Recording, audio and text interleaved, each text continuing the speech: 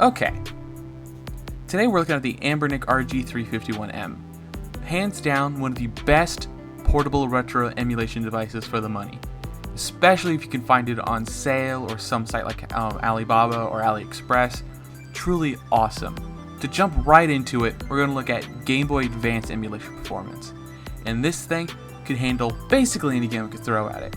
Because I tested all sorts of games, from the Doom ports on the GBA, even the crappy Sonic port. This thing could handle basically anything. I didn't find a single scenario where this thing could not handle Game Boy Advance games. And it's not that surprising considering the processor that's in this thing. So, what are you going to do? And it's basically perfect. The form factor is amazing for it.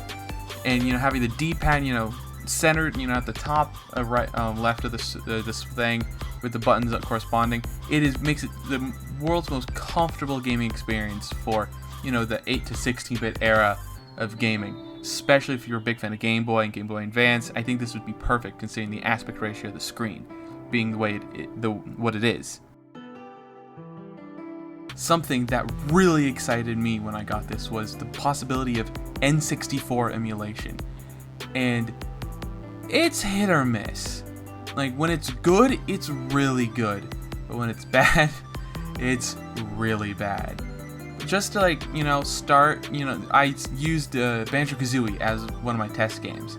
And it ran pretty good. I didn't notice any noticeable stuttering, any, screen tearing or jitteriness. It ran, in general, pretty good.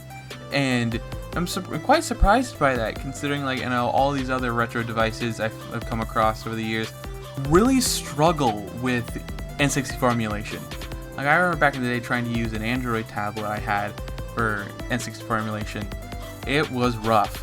And the only few times that I had encountered any problems with more intensive games, like Perfect Dark, but that barely ran at 30 FPS anyways on original hardware.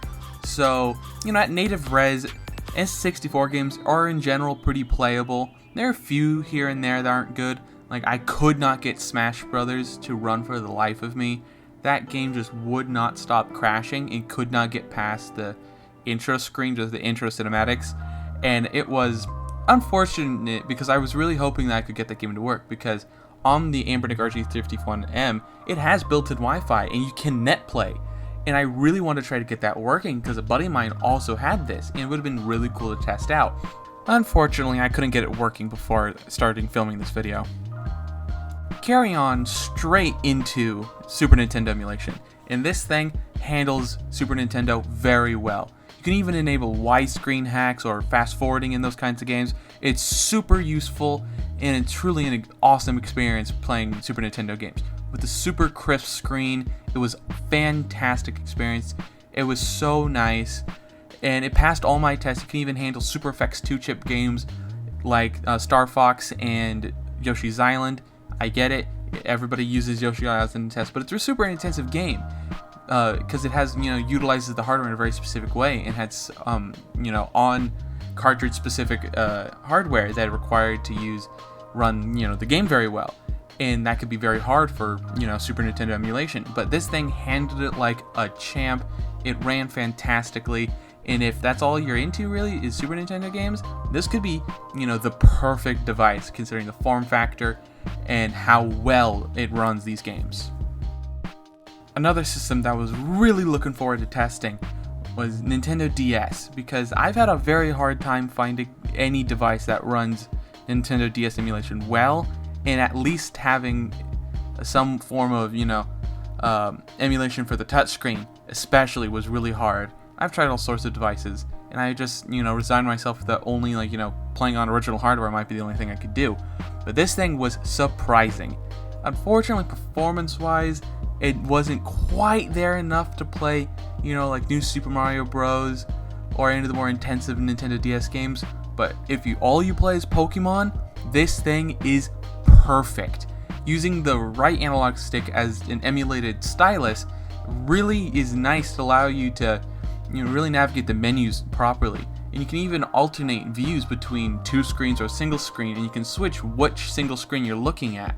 It's super handy and allows you to do so much and allows you to play so many games.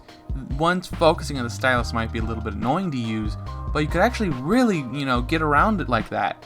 It allows you to navigate your menus much more easily, and it's super duper handy to have that. Because there's some games like Pokemon Plural in Platinum and Diamond where you have to click like a Pokeball, like the button on it, to start the game. And in the past emulators, that was basically where I would get to, and I had to stop because there was no way for me to continue. I had to use the stylus.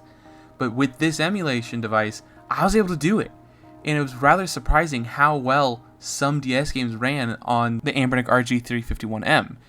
And I was super impressed by that, I was super happy with how well DS ran, and if that's what you want it for, I wouldn't necessarily recommend this device for that, but it's just nice to have, not every device could do that. The last bit in terms of emulation performance I tested was PSP, and holy cow, this thing is amazing for PSP. I tested several games, but the game I played probably the most was Kingdom Hearts. And holy cow, can this thing run Kingdom Hearts. It ran so well. It passed God of War for the most part. It's not perfect, but at 1x scaling, it ran great. But Kingdom Hearts locked 30 FPS the whole time. It felt like playing on an actual PSP. It ran fantastically, and I was so happy that it could do that. And in general, it was an immaculate experience.